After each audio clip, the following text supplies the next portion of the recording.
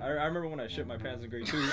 And our entire quote-unquote like company is based around a ship name from me and Ralph. The best way to combat cancel culture, I can't believe I'm about to say it, is don't say the N-word. Just...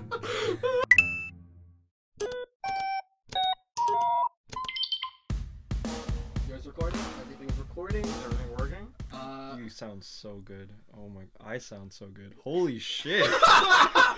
Okay, wow. Okay.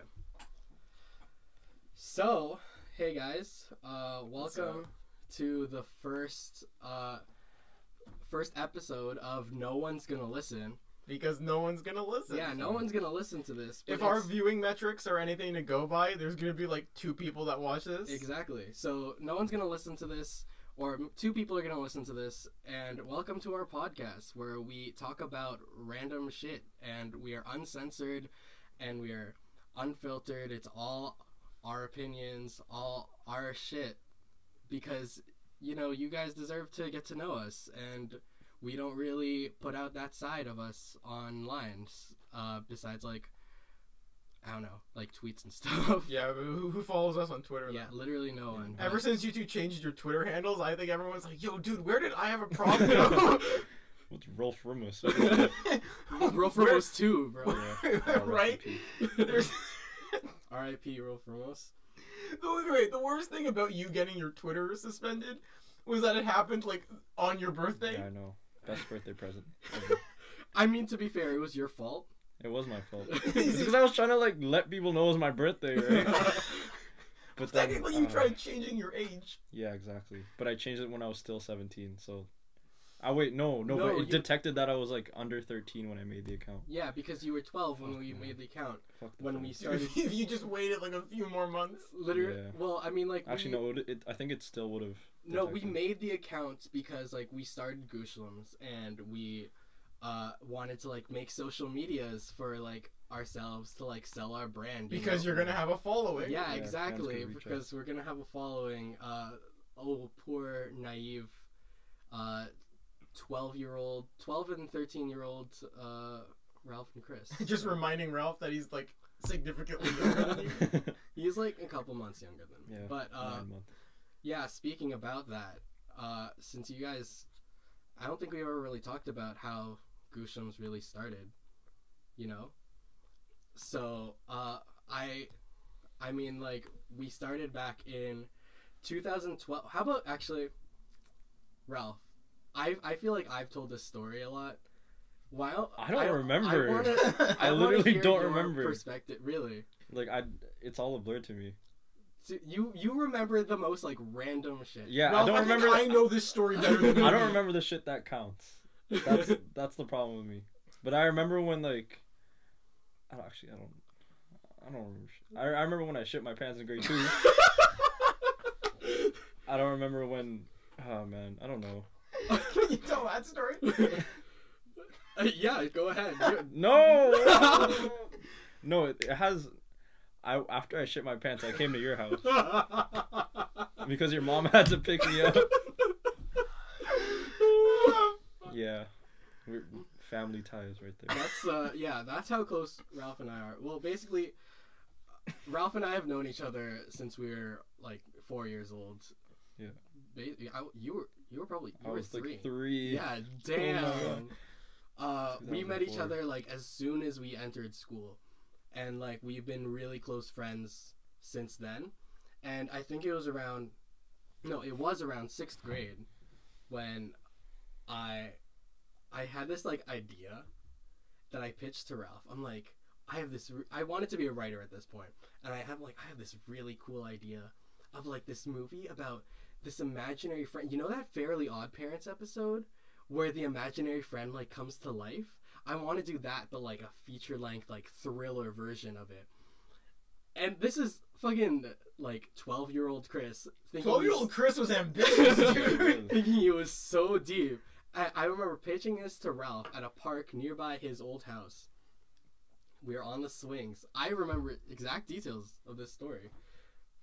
And then I thought, like, why don't we, like, we both, at that point, we're like, that's not really, like, a book type story, you know? I'm like, Like, it's kind of like a movie type story. Mm. So then we were both like, why don't we just, like, make a movie? Bruh. And then, for some reason, we decided, okay, let's actually go through with this. My dad has a camera. I'll order a mic on eBay. Oh. I bought a shotgun microphone on eBay that was shipped out to us, and we used it for the production. I wrote a script. It was around 40 pages. It was actually, no, it was probably less than 40 pages. It was shit. But I wrote it. We held auditions. I literally got people from the class, like from my 6th grade class.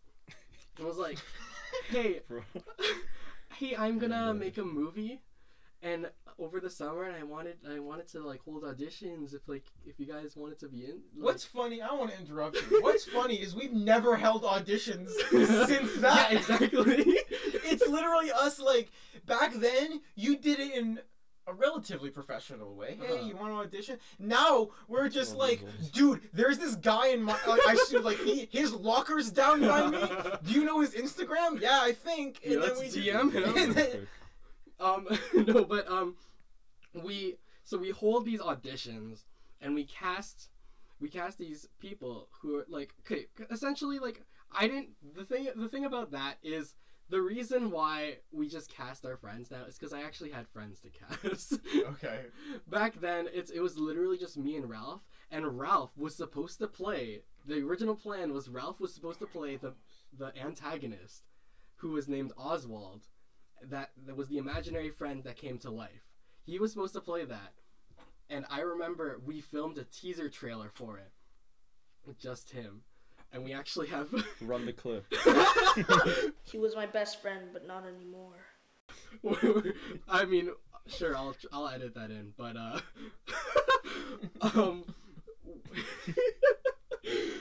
we have footage of that.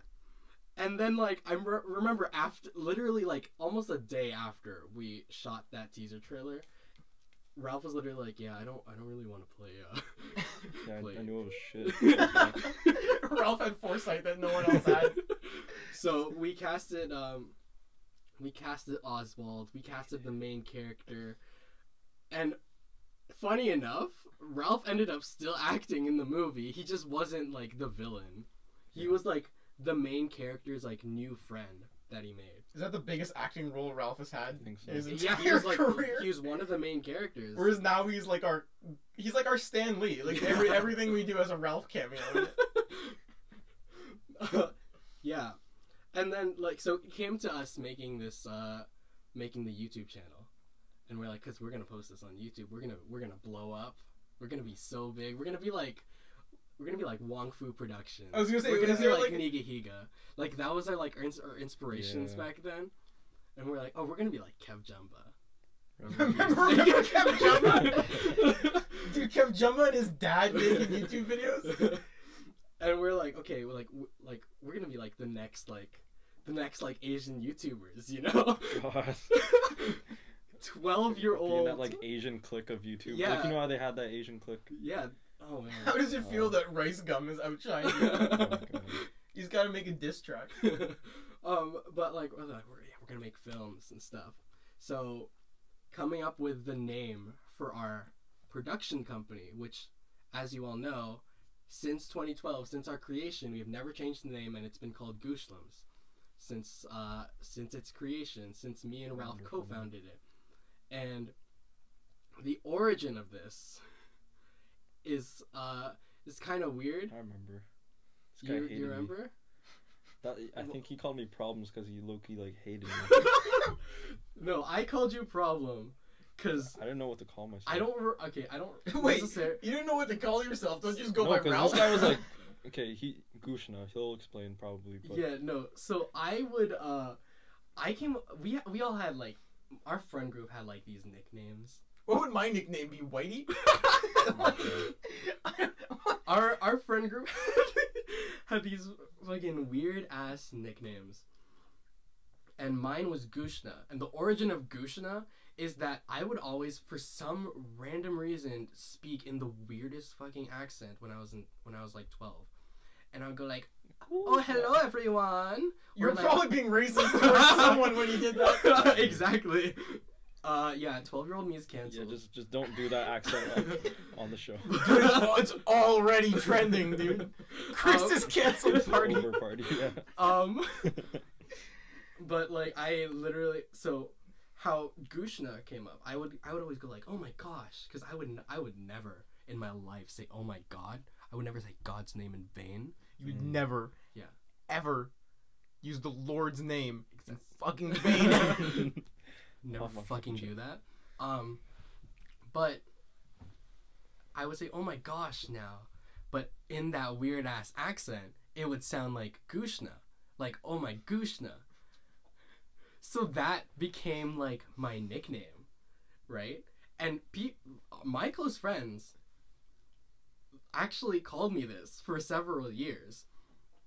And then Ralph's nickname came up. Do you remember how? I'm pretty sure you just like suggested it, and I was like, okay, fuck it, I'll run with it. I don't know. His nickname was Problem, and how I recall it is that we were playing basketball, and Ralph kept missing a shot because he sucks. It's a recurring theme throughout my life. And I was like, "Damn, Ralph, you're such a problem." And I think that was like a cover-up story. I think the real thing is that like one day he like made his mom mad, and his mom was You're such a problem. You're a burden. You're going to hell. Didn't you tell your siblings that they were like adopted? No, I still do. One's from Mexico, one's from Korea, and I'm from Singapore, obviously. So, am I canceled for that? So we've canceled 12-year-old Chris, and we've canceled just Ralph in general. just me. I'm the only one left now. I'm worried. Oh, damn. So Gushna and Problem. Now, Gooshlems is a mixture of that name. So essentially, Gooshlems, our entire brand and our entire quote-unquote like company is based around a ship name for me and Ralph. So yeah, that's the origin of Gooshlems. And then years pass, and we have this boy, Ryan, come join us. Going with the theme of I have Hollywood dreams, going with the theme of Hollywood, saw two wonderful men, saw the opportunity to whitewash unnecessarily. So I inserted myself into Kristoffer's DMs. Oh yeah.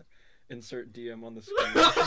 We have the DMs though. We do. We have the DMs. Every year I post the DM on the date. Mm-hmm.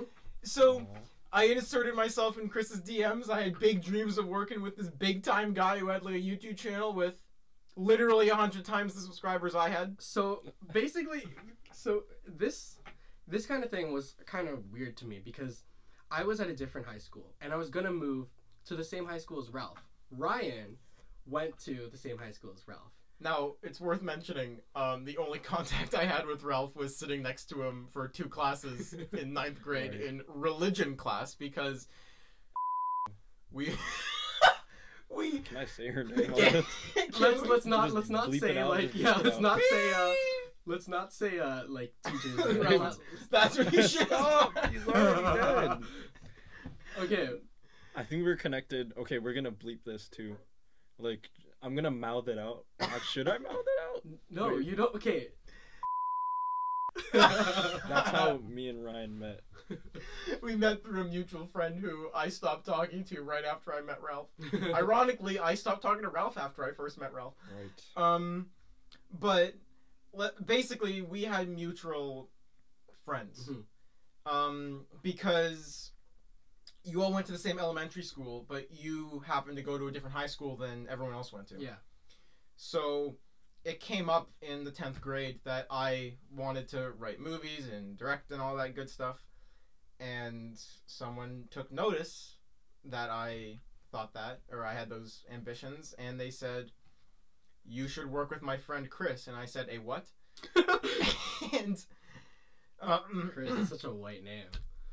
until I saw the K, and I'm like, whoa. So I took that opportunity. I was seeing a therapist at the time who said, you should try to make new friends and put yourself out there.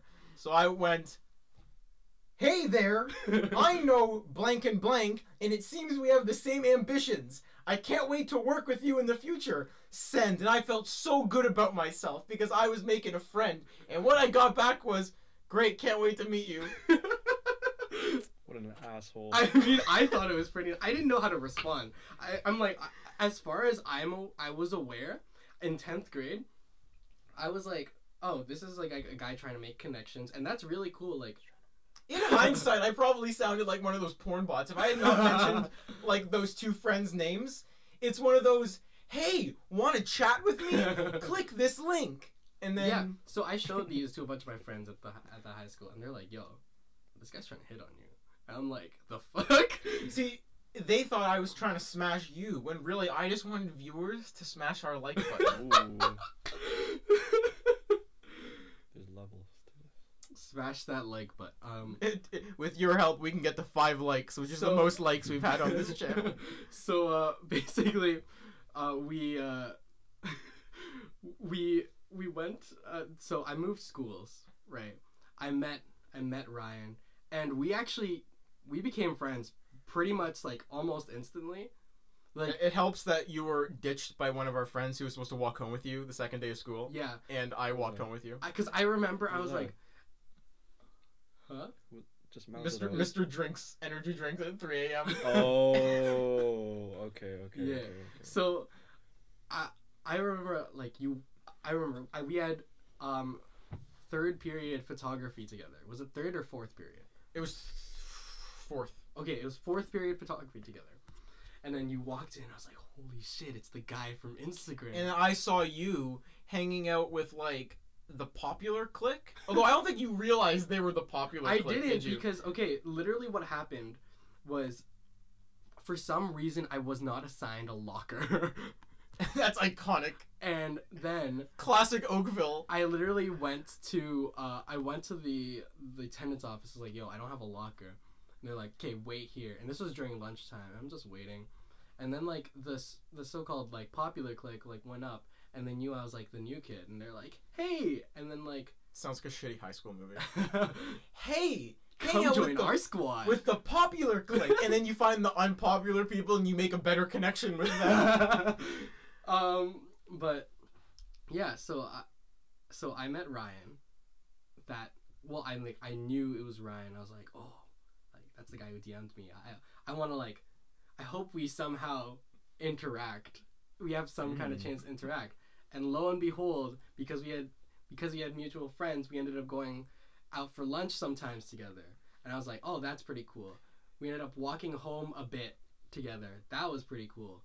And I was like, hey, this guy's pretty cool. And we ended up growing really close throughout that year. It's worth noting that first day when I saw you with the popular clique, I saw you and I was terrified to approach you because you were posting Pandora footage on your Instagram. Oh my god. And I was Next like... level filmmaker. Dude, I was like, dude, this guy has a tracking shot.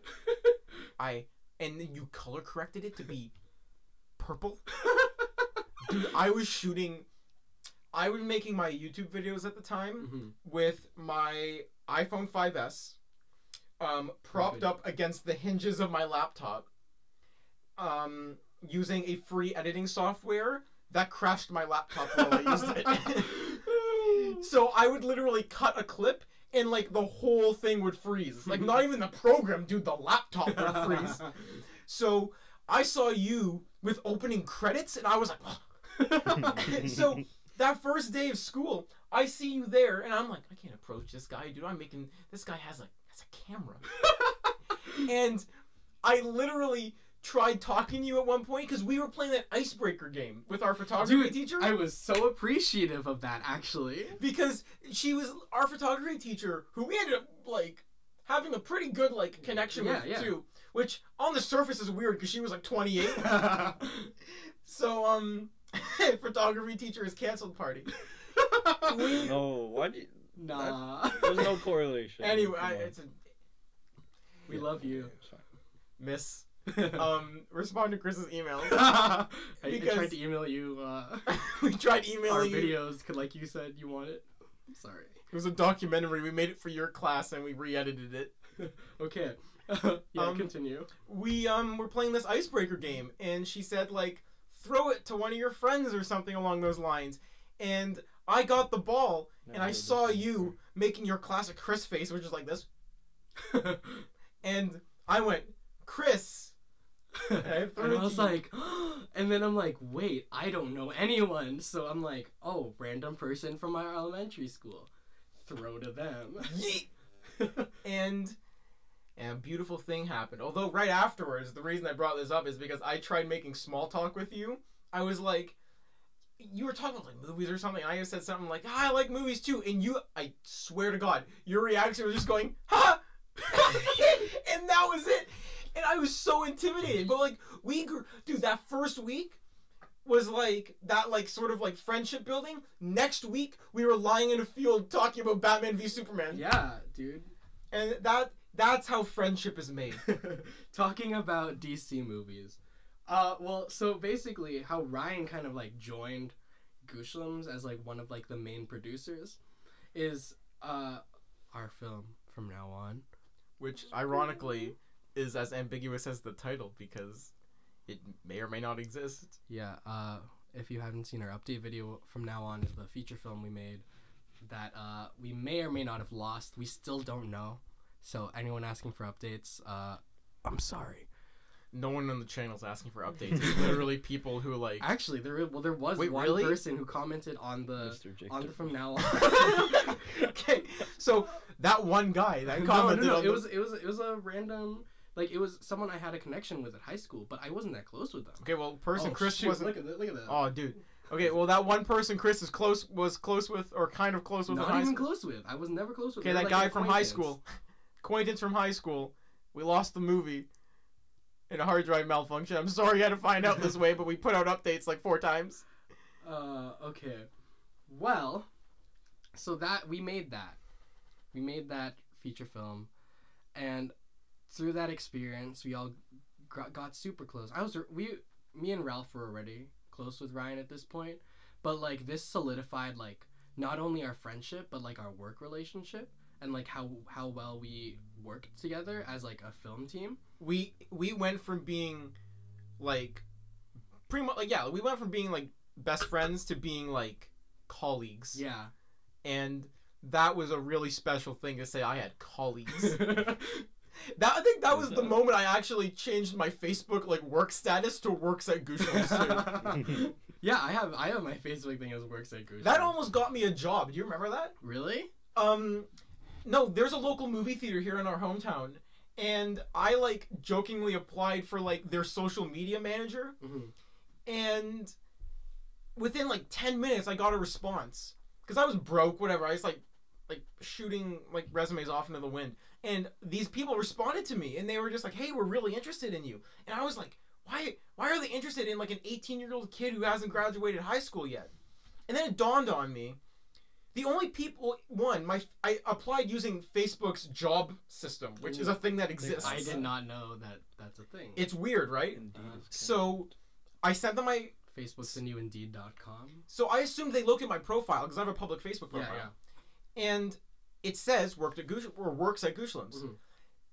So I almost wonder if they dug even a little bit and realized that it says, I work at Gooshlems, and we have a decently active Gooshlems Twitter account. Yeah.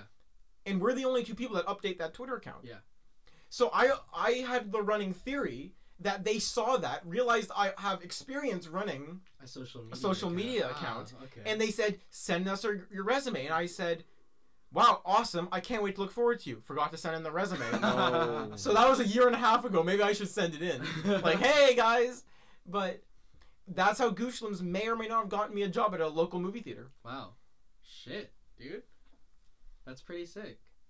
Yeah, no, so we solidifying our relationship. We worked on From Now On. We were like, damn, we all work well together. We're a good team, guys. So I remember I texted Ryan like late at night during one of the From Now On filming days.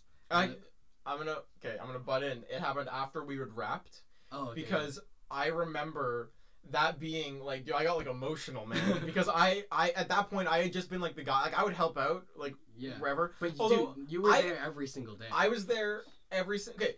It's worth noting because we've announced Monsters Within Us, right? Yeah, on Instagram. Brian. Well, guys, this is our announcement. No, it's not, dude. Yes, it is. I don't think it is. You posted the script teaser poster. Oh, I did. Brian. Okay. So it's on there. Okay. So yeah, Monsters Within Us. Yeah, carry on. Well, like basically, from now on was the first feature film we started, right? Yeah. Oh, it's not on there. Oh, you fucked up. Okay. Just cut this out. Okay, no. We're not gonna cut it out because we're not. We're just gonna. Okay, now I'm gonna check to see. Okay, keep talking. Okay. Because I think it's on Twitter. Okay. Well, if it is on Twitter or if it's not on Twitter, so we're currently in the process of making another feature film, and its title is Monsters Within Us. And it is on Twitter. It's on Twitter. It is on Twitter. Okay. So if you want to see the teaser poster, check Twitter. Yeah. That's all good. We're not going to tell you anything more about that right now because it's work in progress. But essentially, I remember texting Ryan late at night. Apparently, it's after we finished filming from now on, and I was like, "Hey, dude, like, thanks for being, you really helped out a lot on this film." And then I gave him the Gooshlems account password. Yeah, and I was like, if you want, like, you can join Gooshlems. As like the official, as the official like third producer, because essentially Gooshlems is a very like loose term. Gooshlems doesn't only apply to me and Ralph, even though essentially before Ryan joined, we were like the leaders of Gooshlems. But Gooshlems, how we kind of saw it, is like a communal thing of just everyone who helps us out, everyone who works out, even the audience members are like Gooshlems. Aww. You ever seen the end? You ever seen Into the Spider-Verse? You know the ending where Miles says Spider-Man is everybody? It's like that. Gooshlems is everybody. Gooshlems isn't a company. Gooshlems is an idea. Yeah, exactly. Spark the world. Change the world, yeah. Goosh the world. So yeah, now hashtag Goosh now we've all separated. We've all graduated high school and we've all gone on to our own university lives. So we should talk about the university thing. So me and you are in film school. Yes. Which we both used Gooshlems Productions to get into film school. Mm-hmm. So even if no matter what happens, Gooshlems in a whole has been hugely beneficial to us. Yeah. Ralph's not in film school, so Ralph, how is Gooshlems? I'm gonna become a doctor, so Gooshlems is gonna help get me into med school. Ralph's gonna go. Ralph, talk about. Wait, Ralph's gonna go to a patient and go like, "Oh my goose, you have cancer!" No, what's your problem, bro? No, you're really canceled. Okay, so Ryan's canceled now. We've all been canceled. It's okay now. Okay. So Ralph, why don't you talk about like how your ambition into being a doctor or into going into a field that's not film? It's fucking hard. I'm doing math right now. I'm putting my all into this because I love it with all my soul for sure. But you also love Gooshlems with all your what? soul. How? Okay. It's just a fucking constant tug between my two passions. What made you decide like okay, like this is what I want to get into for post-secondary? My parents. You should have said that while I was drinking. I don't know, man. Like money. Yo, it pays well. Bro, I'm trying to get this cash. To be fair, Ralph's gonna be living in like a mansion. Chris and I are gonna be living under the gardener. Not even the good part of the gardener, like the part that's falling apart. I mean, apparently they're gonna renovate the gardener, so at least. Yeah, but they've been saying they're gonna renovate the gardener for like 10 years now, haven't they? Yeah. So we're based in Canada, Ontario. We just say Toronto because if we say Oakville, everyone's gonna be like, Oak what? Oakland. What the fuck is an Oakville? Just like how I said, what is a Chris? I'm so sorry.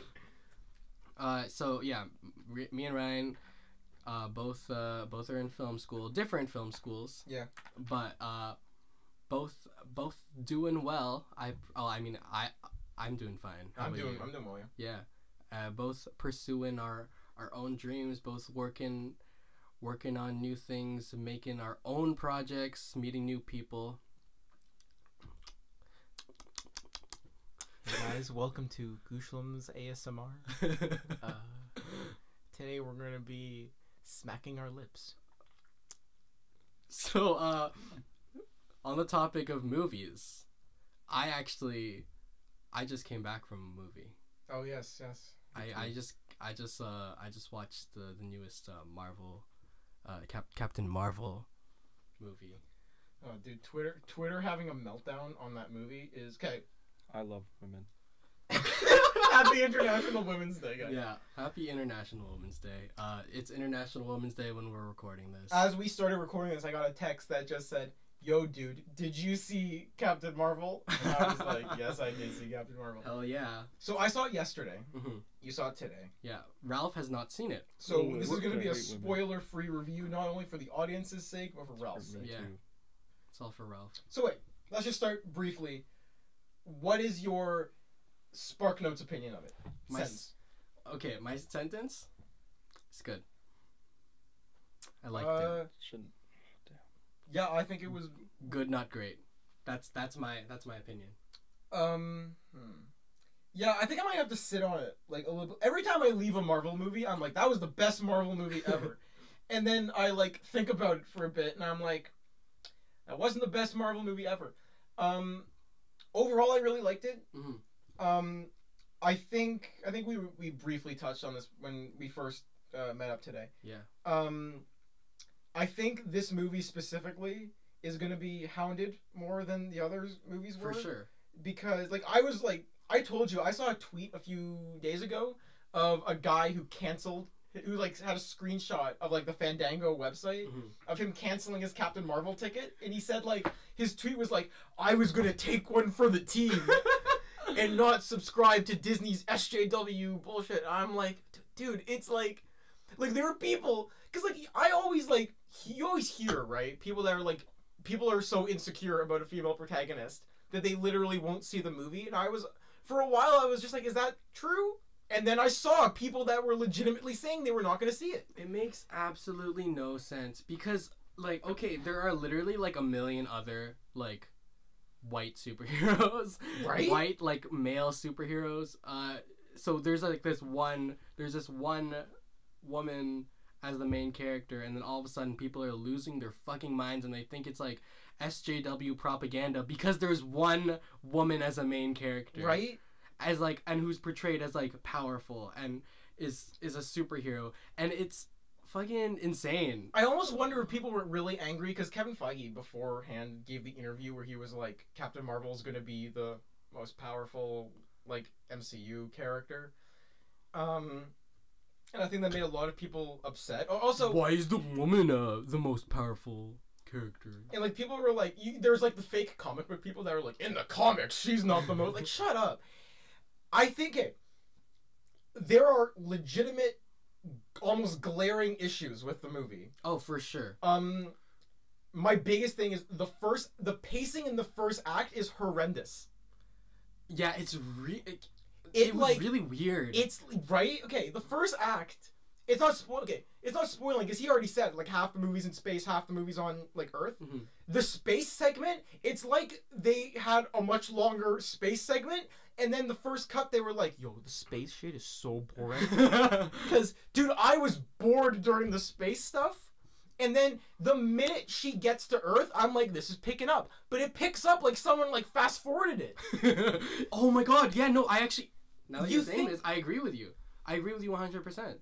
Like within the span of like they have like in the span of like 20 minutes or less, they have a big escape scene, comedic scene where Sam Jackson is introduced. Mm-hmm. Well, okay, Sam Jackson knocked it out of the park, but then again, Sam Jackson knocks Everything about Sam Jackson in that movie was great, except for one aspect, but it wasn't his fault, and it was the writer's fault, or I don't know who decided this, but it was one major I thing think that I happened. know what you're talking You about. know what I'm talking about, and anyone who watched this knows what I'm talking about, and it was fucking horrendous, and I legitimately, like, I hated the moment. So Okay, wait, we both have our laptops open.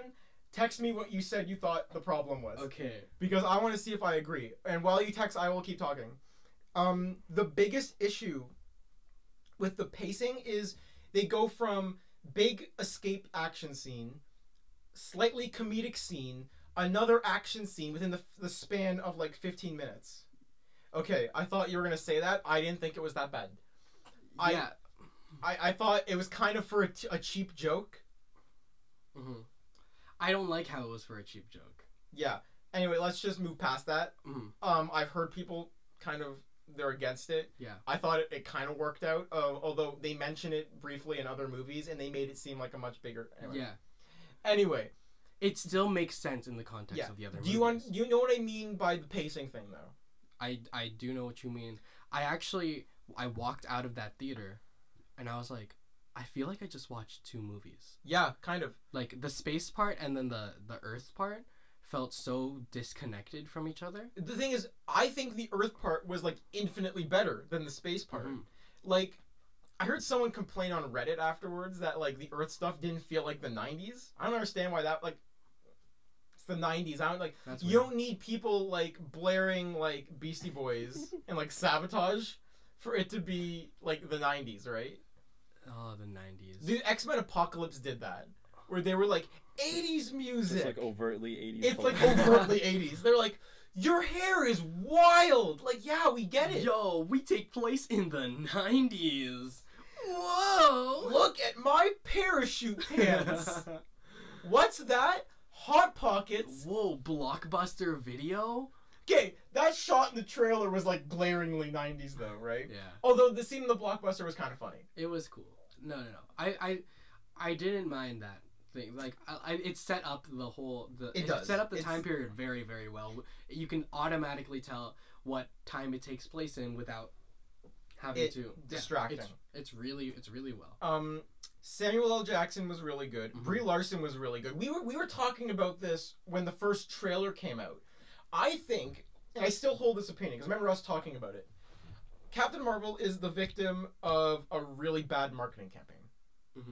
The trailers were the teaser trailer, it was well edited, but they deliberately picked the worst takes of Brie Larson talking. I'm gonna end And it. this. Right! Did you know they fixed that trailer? Did they? Like there was a newer trailer where she says the exact same line, but the I'm gonna end it part sounds infinitely better. I saw Even it. in the movie, it sounds like a human is saying it. Yeah. Where before, it sounds like Regina George is like, Yeah, I'm gonna end it. I don't know, dude. I think the entire cast did really well. Oh, actually, I have one thing to note. Samuel L. Jackson, the CG was fucking amazing. For Clark Gregg, I was gonna say that. holy shit! What was All the budget went to Samuel L. Jackson's face.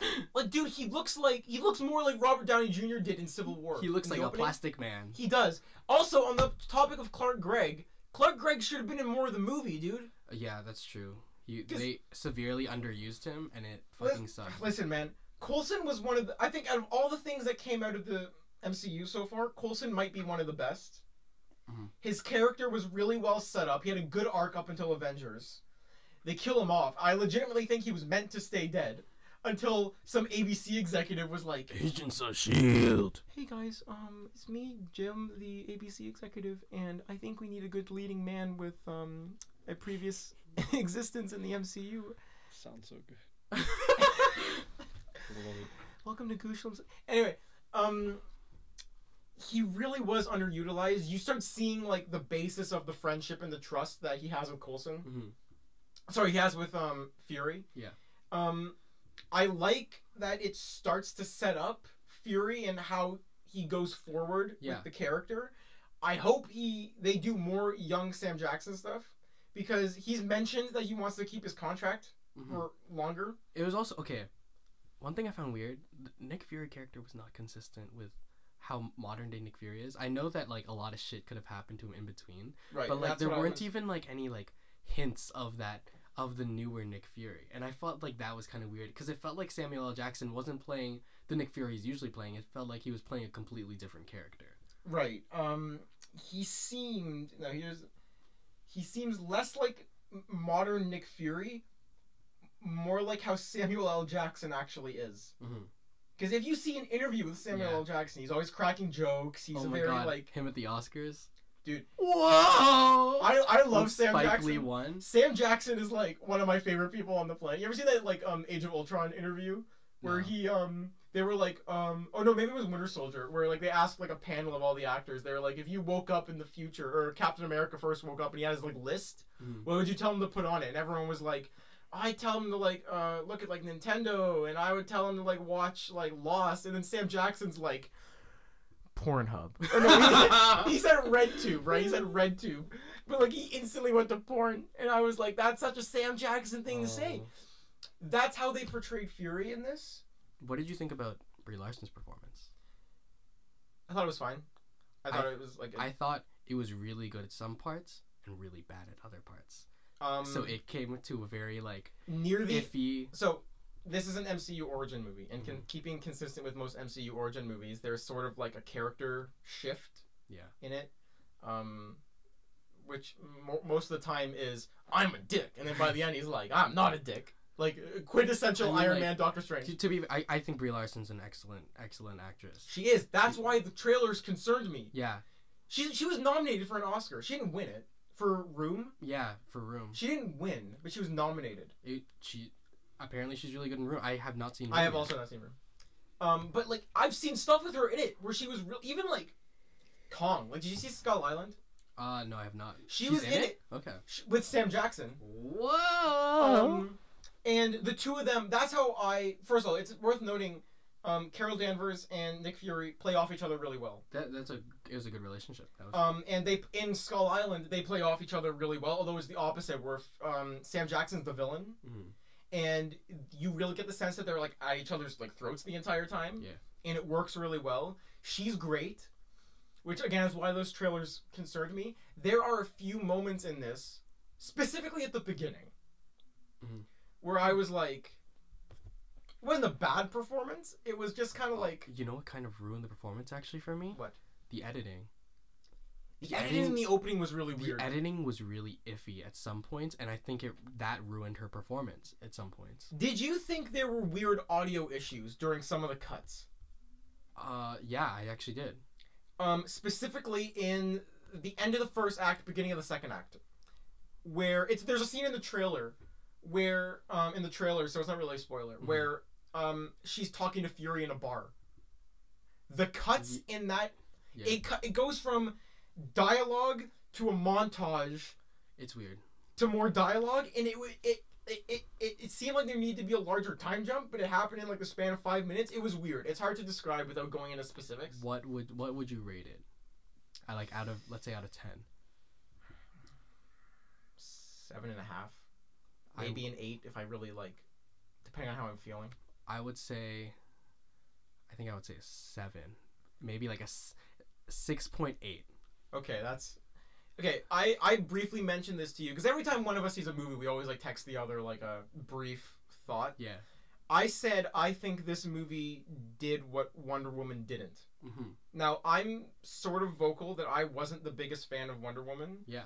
Because I thought her characterization in BVS was really well done. But in Wonder Woman, I don't think I've been like super open with like you about why I didn't like it. Yeah.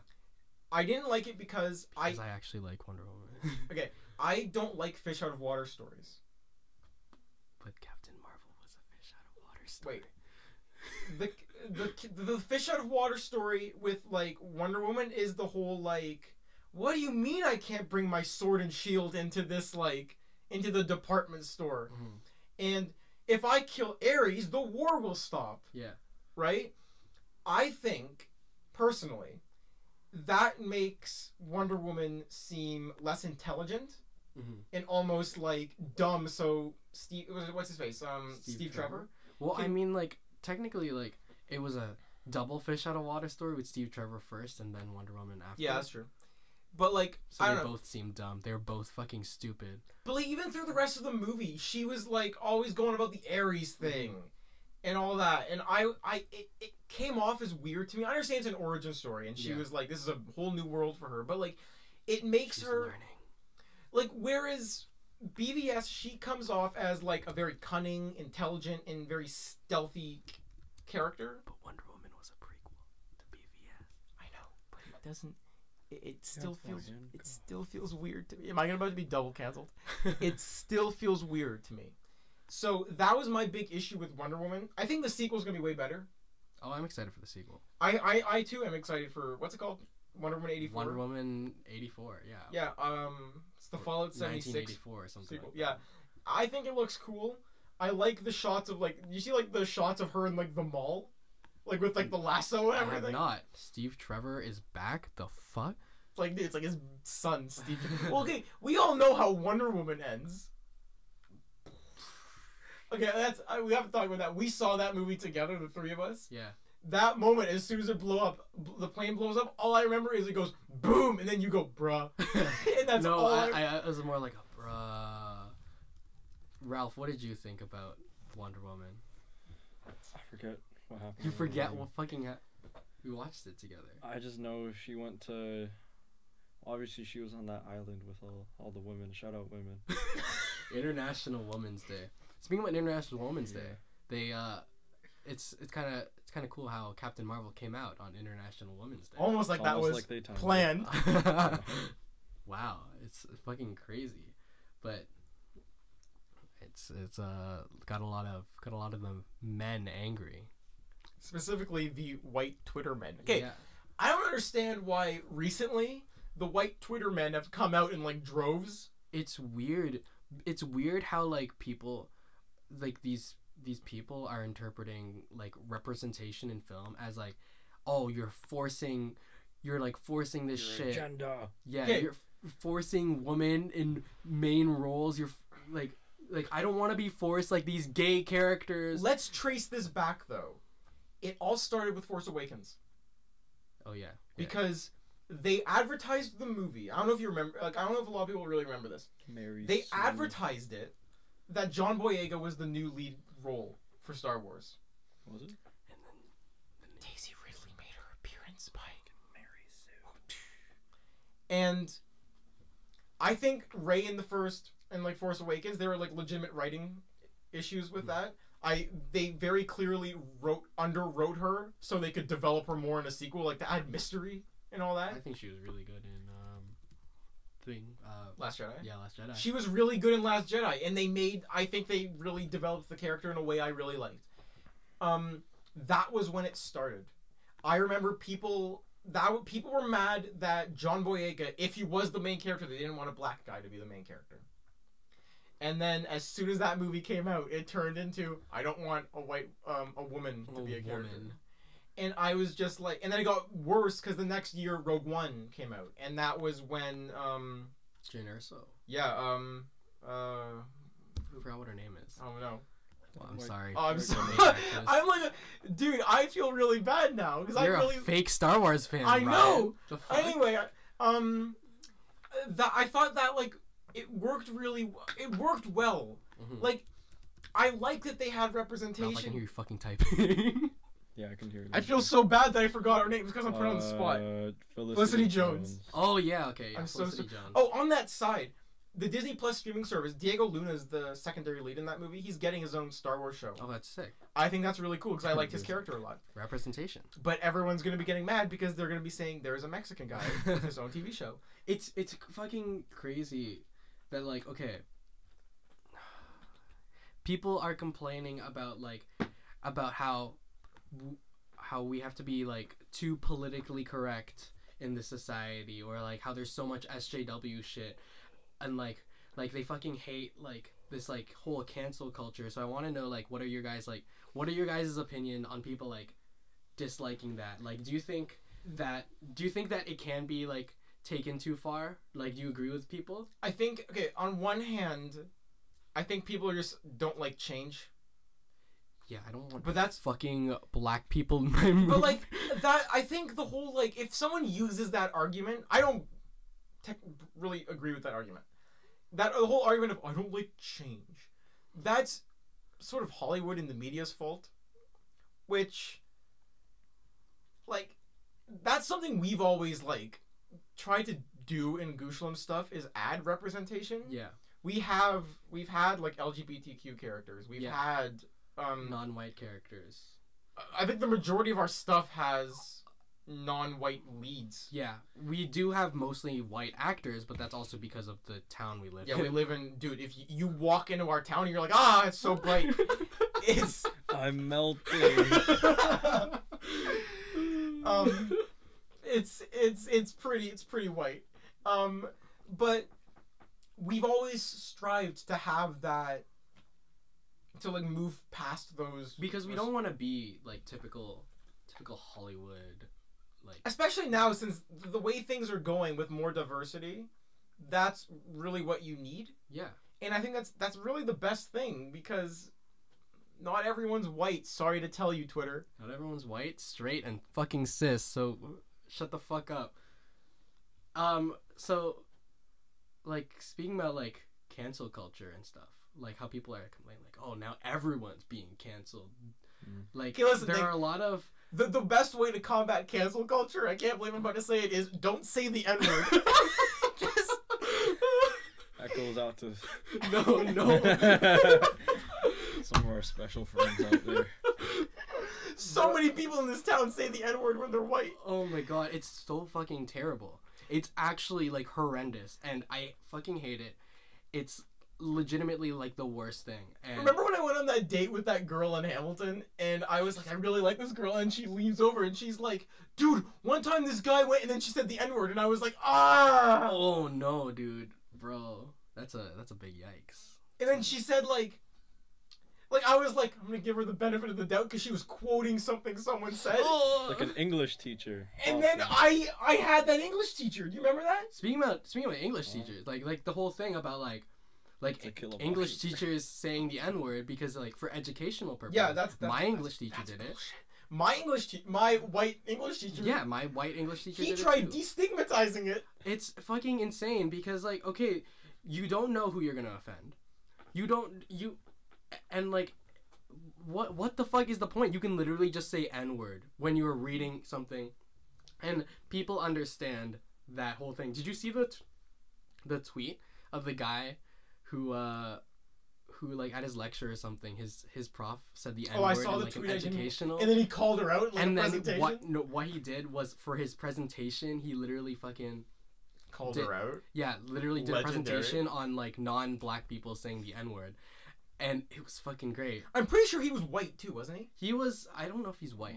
I'm not sure. I don't know. I didn't watch the video. I like saw like I saw someone talk about it. Anyways, that's fucking great. But, like, with cancel culture, a lot of people are like, oh, but, like, even though they're bad people, like, I really like their stuff. So what do you think about separating the art from the artist? But it's especially, like, even with, like, abusers and stuff. Yeah, yeah. Like the guy that made Mo Bamba. Fucking, I don't know if you guys know. I don't know what the fuck. Yeah, I know. It's tearing up the white parties right now. But yeah, no, he just got outed as an abuser, so I deleted his shit off my phone. Damn. Like, even though going to that, like, what the girl said to me, we stopped talking when I said I'm gonna give her the benefit of the doubt. That makes me sound really bad. It was one of those things where I was like, maybe she made a really bad mistake, right? Because I really liked this girl, and then she said it again, and I was like, help. Fuck. I was like SHIT word. And it was really awkward, and it was one of those things where I was just like, I really like this person, but, like, it's not like they were using it as, like, a quotation, and I was like, like, is that's not like she was saying it in, like, a racist context? And eventually I just decided it was like, no. Oh my god. Right? Because I was like, I don't want to, even if it's not, like, they're not, if people are like, the fact they're not they said saying it is, the fact they said it is enough to be like, yeah, exactly. It's not like, okay, it's not like, oh, they didn't say it to a person. They didn't say it in an offensive context, so that means, like, it's okay. Yeah. Because, like, they were just quoting it, but the fact that you just say it, like, It's just not that hard, man. Just to, don't say the N word, and don't say the F word either, man. Yeah. Just don't use any slurs. Like, I'm in the car. Okay, like, I do not associate with these people anymore. But like, I'm in the car, circa, I don't know, sometime grade 12. I don't know. Like, I just put on my tunes. My tunes, they say the N word in it. I don't say the N word in it. People in my car do. Oh fuck! It's just what were the ethnicity of these people? Not black. Were they Caucasian, Ralph? Well, it doesn't matter if they were Caucasian or not. That's true. That's true. Did you see that thing about? I don't know. I'm the white guy talking about this. That thing about like the don't let Asians say the N-word thing. Oh, dude, so many Asian people think they have the fucking right to say the N-word, and it pisses me off. As like, especially me and Ralph, as Asian people, we both know that's not fucking right. Yeah, it's crazy, right? Dude, it's fucking insane. And like, I fully agree with Ralph on the can you separate the art from the artist for the most part. It depends on like what they did, obviously. Well, it's difficult. I think we might have a unique perspective on this because we're in film school. Mm-hmm. And the whole Me Too movement started in the film industry. Oh, fuck. Yeah. If you watch a Miramax movie, which was a company run by Harvey Weinstein for so many years. Yeah. I was going to bring that up too. I was going to bring up Woody Allen. We're told to study these films. But they are made by, like, people who are confirmed, well, at least really messed up people. Abusers. Or even like you watch Seven, the last act, Kevin Spacey shows up. Yep. Like spoilers spoilers. Not only did Kevin Spacey do a great performance in that movie, it's all circumvented by him touching children. So fuck. At the end of the day, just don't trust people. Don't trust people. Don't say the N word. There's that's this segment. Well, I mean, like with this whole SJW culture, they always like complain about feminism and stuff. Like oh, these fucking feminists. Okay, I'm gonna. What does first of all, what does feminism mean to you? I feel like feminism can get misconstrued a lot, and it could get like misappropriated. Yeah. By not to get like too deep here, but like I don't know. Get as deep I feel like women of color, they lay down the groundwork for what feminism is today, and like the main like talking points and theory that the movement uses. But then it can get misappropriated by a lot of white women, and that can be turned into what is known as like white feminism, and then people like women of color. It like okay, I'm getting just get deep. It doesn't get intersectional, right? Yeah. Even though it should be. It should include all women. That's why there's feminism, for liberation of all women. Mm-hmm. But then it gets misappropriated into white straight women. The definition of feminism itself, isn't it just like gender equality? Like like that's the other like I'm a straight white dude, man. I really don't have any like prerogative to like talk about this. A straight white dude doing a podcast? Oh, dude. Was that tweet that's like a group of straight white men are called a podcast? Yeah. So what are we, dude? We're just the cast, dude. No, wait. What are you saying? I want everyone to be equal. I want everyone to be treated as humans. Don't use your movement. If you want social change, make your voice heard. Don't use your movement as grounds to harass others. Mm-hmm. Because then you're just gonna like fight back. You're gonna get backlash, and then you're gonna fight back harder, and it becomes this horrible loop. And I don't understand. I don't know, man. I come from a fairly liberal family. Maybe it's because of the way I was raised. I don't understand why people have like so many problems with other people. It's such a low bar that many men cannot reach, and it's just like like literally just don't fucking discriminate against women, and don't touch women. I don't understand. Yeah, it's fucking insane. Dude. Someone says, okay, if you say, hey, can I have a drink, and they say no, you won't take a drink. If someone says, I don't want to be like touched, that's not just like Okay, like, I don't understand. I don't understand. Dude, guys are more likely to listen to their, like, don't have another beer than don't sexually, like, assault someone. I don't understand. Literally like, hey, stop touching me, or hey, I don't want to have sex with you. The fuck? Just fucking listen to them. Do you know how often I get, like, emails from my university that say, like, sexual assault reported near campus? Well, yeah. I think your school has a problem. Yeah, with sexual to assault. the point where we have 24-hour security, which I think most schools have. But then there are like strategic points around the campus where OPP is. It's fucking crazy. I feel like any, like, we could talk to almost any friends of ours that are girls, and I feel like a lot of them would have experienced like some form of sexual misconduct or sexual assault from another dude. Did I tell you I was out filming? I made like a short film about like a hockey rink. Mm-hmm. I was filming it with my girlfriend and one of our other friends, and we went out, and as we were walking to another adjacent rink, one of the guys like whistled at her, and I don't condone violence, but I almost shoved my tripod in that boy's face. That, like, I was so pissed, and like. I don't understand. Is so fucking weird, dude.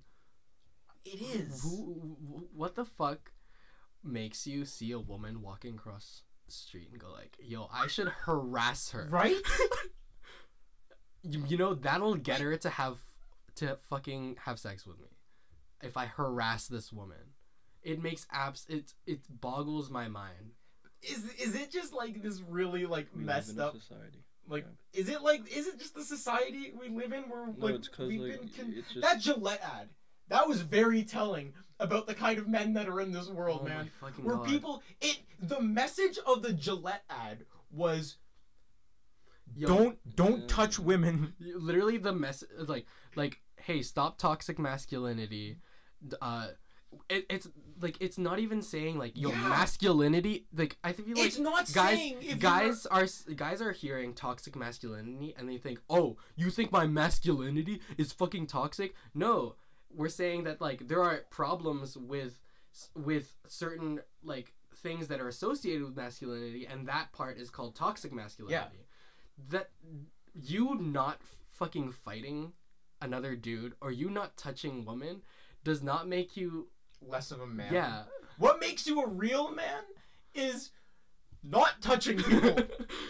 It's you dick. Like, I don't know, man. I've seen some like really sketchy like shit. And keep in mind, we all go. No, you know, the two of us go to school in Toronto. Yeah. Major metropolitan city. Yeah. I've seen and I've been with people while they've experienced really sketchy like behavior from males that are around us. Mm-hmm. I have several times my girlfriend has been catcalled. Mm-hmm. That I don't understand. Like it doesn't compute with me. Yeah. Is that just Is that just the society we live in where people are conditioned to? Because it's been like this for like centuries. It's been like this for so long, and now that people are fucking standing up for it and people are trying to like change it, other people are getting mad. And it makes absolutely no sense. Like, hey, they don't stop and think and say, hey, maybe the way we've acting has been kind of shitty. Maybe, like... Right! Like, maybe this is wrong. No, they fucking think, like, what do you mean I can't fucking touch women? I don't get it. Like, going back to, like, the whole, like, inclusivity in the media thing. The worst I've seen it was the new Star Trek show. Okay. I haven't watched it. Okay. I'm a really big Star Trek fan. Mm-hmm. I heard they were making a new show. I'm like, wow, God is real. Yeah. And the whole point of Star Trek, going back 50 years, was basically, in the future, humanity is better, we have prevailed. It was like... diverse. Well, like, even in the 60s. Yeah, no, that show had, like... agree with you. That was, like, a really big, like, controversial thing, that there was a black woman who was in a leadership role and an Asian man who was, like, one of the highest members of the crew. Yeah. And people fought back against that, and they pushed forward with it. And then you hear stories that in the 90s, when they were still making the shows, they were given scripts, Like they did like an episode that dealt with like transgender issues in 1991. Shit, dude, that's actually pretty cool. That's really. It sick. wasn't like explicit. Yeah, no, but that's still like for Right. 1991. Right, and of course, like there were like some of the show. It's very well documented. Some of the showrunners on that like show were like pretty bigoted, but a lot of the times they still let those stories go through. So like it just kind of like shows like the mentality of trying to like show a better world. Yeah. So now we got this new show where they announced that the main character is a black woman, and Oh no. one of the highest members of the crew is a gay man. Oh no. And his husband. Oh no. I may have misspoke. I don't know if they're married. They've never made that clear. They share a cabin, so I'm just gonna say they're married. People were so mad, and It makes the fact that the show's foundation was based off Is of that, and based people on are that. still pissed about. People are pissed because like, what the fuck, dude? like I remember reading comments on the first cast photo that came out, and there was a cast photo or like a publicity photo that had the two main the two gay characters like putting their foreheads together. Yeah. Which if you watch the show, that scene is like a really emotional scene where one of them's about to die. And it's like their last goodbye. Two men in lost- fucking love. That's fucking insane. People lost their shit, dude. And their like relationship, as far as like non-heterosexual couples in the media, might be the best representation of it might have ever seen. Because they're portrayed, they're two gay actors. Yeah. That's good. Anthony Rapp and Wilson Cruz Love are their Anthony names. Rapp. I don't Anthony know Rapp the is a other guy. legend. Oh, Anthony he's Rapp the one is that great. outed Kevin Spacey. And Wilson Cruz is like a total self-aware meme, and he's one of the funniest people to follow on Twitter. They play it and they kind of like use their own experiences to give the characters more depth. Yeah. And you see them, whereas a lot of time you see actors and they're just like, you can tell like they're just playing characters in love. You see them and you get the sense they're in love. That's good. And they I love support that. they support each other, and the way they look at each other is not real. At one point one of the characters dies and you see Spoilers. he comes back. Huh? Spoilers. No one watching us watches Star Trek. He like you see in his face. It's okay. No one's gonna listen. You see in his face the loss that he's just experienced. Yeah, that's really cool. And it's really well done. People lost their shit. Why? Like They killed off the gay character. Why are they mad? yeah, right? But he comes back. They like I don't get it. And especially because like that show is based on the foundation of being inclusive, and now they're angry that it's being inclusive. It's fucking okay. What's the fan base made up out of? Just out of curiosity, like what would you say? You would think it would be more diverse than it actually is. Okay, I will say this. I don't know about that. As a person who like posts on forums and shit, because I'm cool. Yeah. The unproblematic people, the unproblematic side of the fan base is very multicultural and very of different ethnicities and creeds and orientations. The problematic side are largely middle-aged white men. Surprise, surprise. That's fucking insane, dude. The only issue with the gay couple is that once tell the story of how they met, and it was, I saw him at a bar and he put on my favorite song. I'm like, no, that's the most cliche meeting thing I've ever heard in my life. They should have done something cool, like they saved each other from like an exploding ship. But like, I don't understand, dude. I really don't get it, especially because this whole fan base is based on. Did you see like you hear stories of people like, the other thing was the last Star Wars movie, what's her face, Rose. Yeah. An Asian woman. Are you kidding me? An Asian woman? Did you see the backlash? Kelly Marie Tran, right? I feel so bad for her. She seems like such a sweet person. She is. Dude, she's so funny and she's so fluffy and so like so happy. And the way completely admit her character wasn't the best written Star Wars character. Oh, yeah. Half the characters in Star Wars aren't well written. Surprise. People lost their shit. I liked her, dude. She did a great job in that movie, man. It's so weird because, like, okay, I feel like, that's so, what the fuck? Like, they literally already have a reason to be mad. It's an Asian woman, and then the fact that, like, it's like she doesn't have a dick. the fact that, like, she isn't very well written, I feel so bad because, like, it only, like, further emphasize it people feel justified in their hate. Like, they're like, oh, she's just a shitty character. I'm not racist. Right. I'm not sexist. Right. She's just complete shit. I love how Ralph's just fucking doing his homework. I got math to do, math. Yeah. He's trying to be a doctor. Let's see if we can pull Ralph back into the conversation because we were talking about like abusers and stuff, and we mentioned Anthony Rapp and that whole like Me Too movement that came out. So it's arguable that Anthony Rapp was one of the people that started that movement. Yeah, too. No, for sure. I in general think Anthony Rapp is like a really great person. Yeah. I've obviously never met him, but he seems like a really cool dude. Mm-hmm. In many respects, I would almost think he's a hero for what he did and what he started. For sure.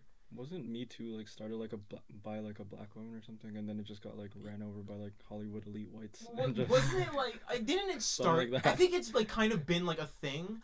But it didn't get mainstream until the Harvey Weinstein thing happened. Yeah. And then Anthony Rapp came out, and that's when it really started picking up. So, like, speaking about abusers, you guys see that R. Kelly interview? I'm fucking fighting for my life, man. It's like, you know what the best picture of all time is? The picture of him, like, up, like, freaking out, and then just the interviewer just, like... Robert? Just, like, dead. It's so... Oh, my God. He's literally... It's because he was realized he's outed as a pedophile. At this point, what was the purpose of that interview? That just made it worse. He literally...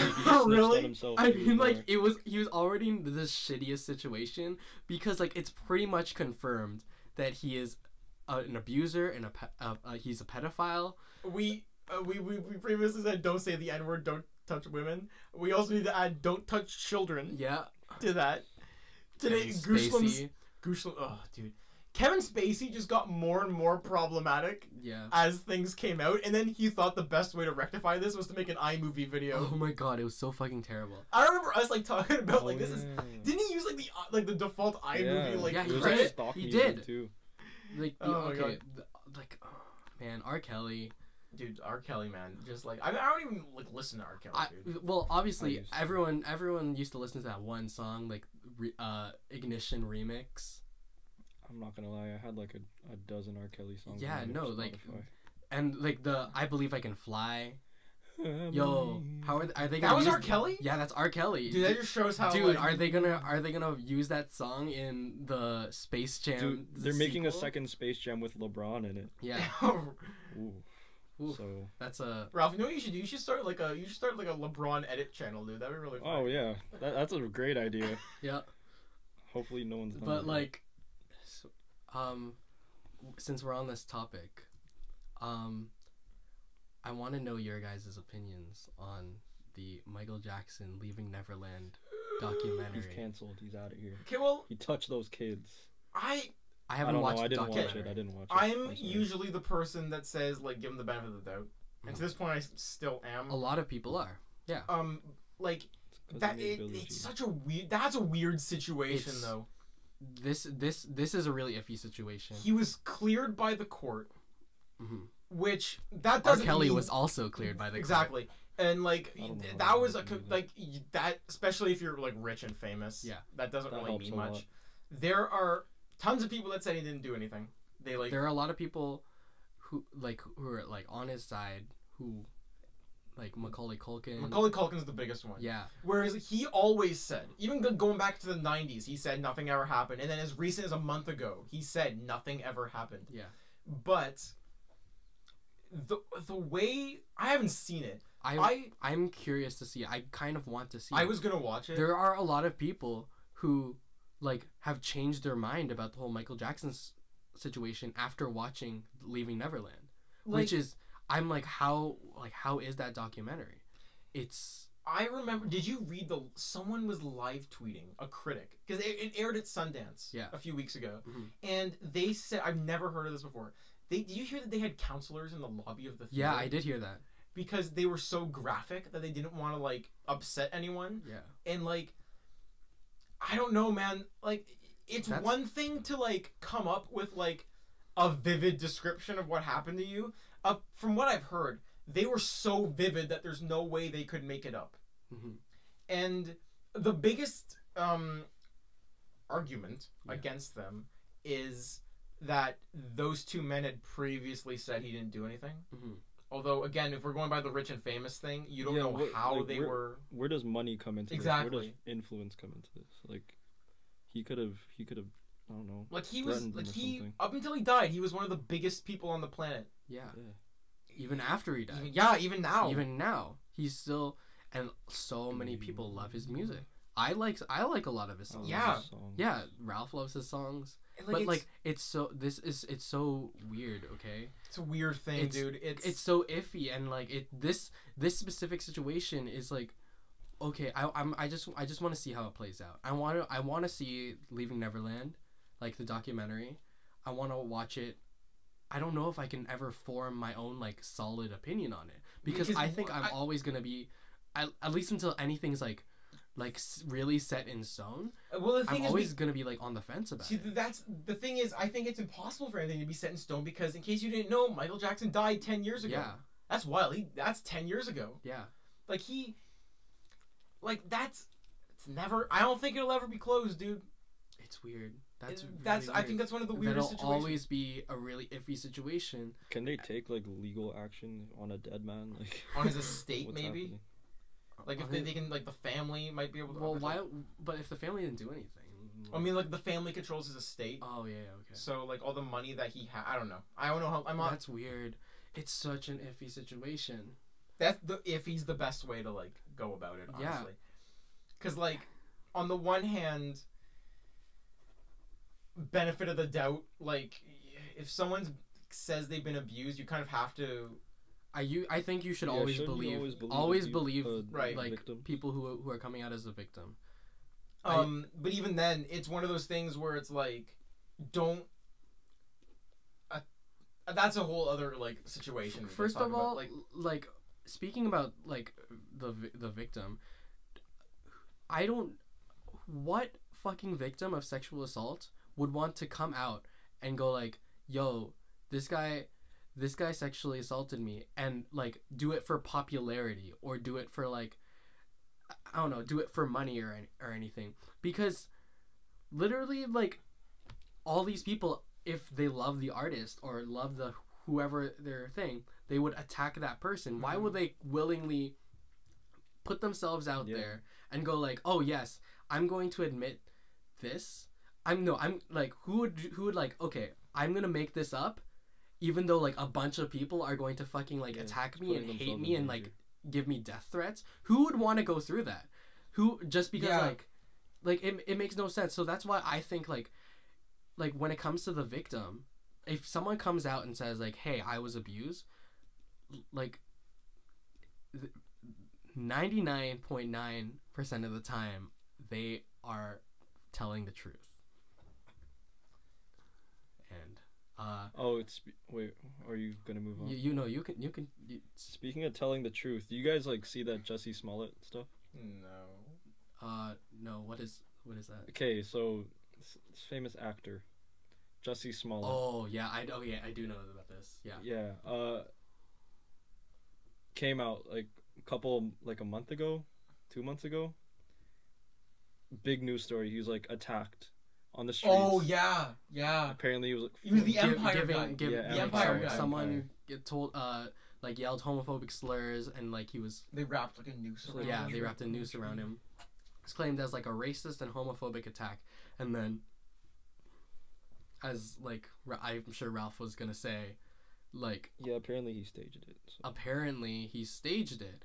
It was like apparent, and the Chicago police have come out and say that he was like he staged it, but there are still a lot of people who are like okay, but the Chicago police has a history of like being not very trustworthy. So it's like, okay, who do you believe in this? I'm pulling for him. Like I like him, but like like why would you fucking do that, man? Like if he did, yeah, because apparently he did it because he was like unhappy with his salary, like he like what do you like I don't know like the full details. I remember hearing about it thinking that's messed up, and like I was like, who would do that to a person? And then the other thing came out and I was like, I don't know what to think, because like that's the other thing, you don't know, man. You don't know about like behind the scenes things.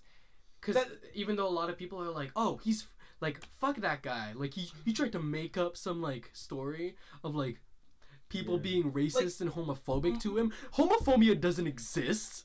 What the fuck are you talking about? Yeah. A lot of the backlash is like rooted in their own like homophobia. Yeah, a lot of the backlash to him is homophobic as fuck. They're like, yo, this fucking gay black dude fucking stayed. We don't. Fucking why the fuck would we even touch a gay black dude? Well, my issue with that is I don't know if he did it. I don't know why he did it. That makes literally no sense. And if he did do it, you're literally like justifying everyone else. That's what I was about to say. It's fucking. That's why terrible. You just, if you wanted to like prove a point, maybe that's why he wanted to do it. Like maybe you want to prove a point, like this happens. You just made the whole situation so much worse, because now people are gonna say that didn't happen because he staged it. This guy's fucking fake. I don't know, man. Also, homophobia doesn't exist. I don't know, man. That's also all the things that I've said in this podcast that are like very. I'm making fun of people. I hope you know that I'm being sarcastic. I'm sorry. We don't like you, Ralph. I'm kidding. I love you so much. So I guess that's kind of gonna be wrapping up this that's first it. episode. I was gonna say we need to like lighten it up a little bit after like all this really. Dude. We're gonna wrap on Jesse Smollett. We're wrapping up on this, dude. We've been going on for an hour and 20 minutes. Oh Lord, okay. This is a fucking long ass podcast. So thank you all for watching. Or listening. Yeah. Thank you so much.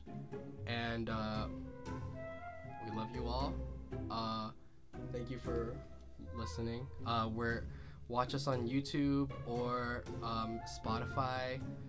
We're gonna try and get it on Spotify or Apple, like the Apple podcast stuff. So yeah. Peace out, guys. Peace. Bye.